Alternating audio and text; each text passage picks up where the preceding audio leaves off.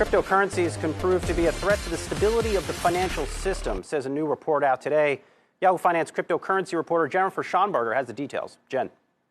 Good morning, Brian. Crypto markets could pose a threat to the global financial system, and global regulators should preemptively act to try to cordon off those risks. This, according to a brand new report out from the Financial Stability Board.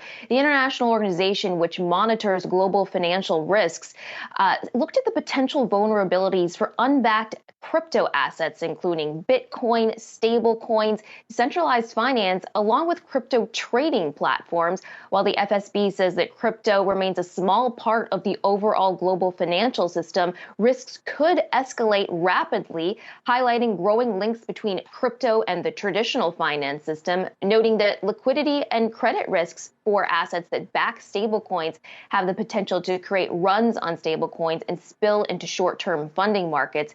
The organization also flagged the opacity and lack of regulatory oversight of the sector. Now, this after the IMF warned that crypto is no longer a fringe asset class and that there are rising correlations between cryptocurrencies and stocks that could create risks to the financial system, noting that as the Federal Reserve looks to raise interest rates, that could pose greater threats as volatility jets upward.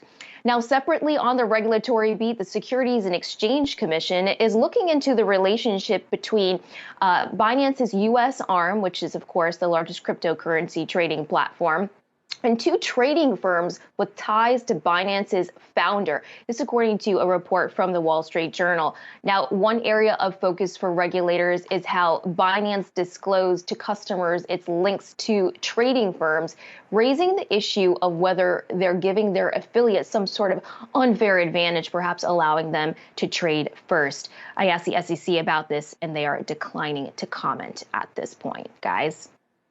So getting back then to the FSB report, what are the implications then? What do we do with this information, and how are we going to see regulators around the world sort of craft regulation based on it, or are they? Yeah, I mean, I think you're seeing here, particularly in the U.S., the SEC as well as the administration ferreting out those concerns and looking at the potential for runs on stablecoins. Just last year, the administration came out with the president's working group on financial markets came out with recommendations on how to regulate stablecoins. And you saw the Senate yesterday looking into that as well. Yahoo Finance's Jen Schonberger, thanks so much.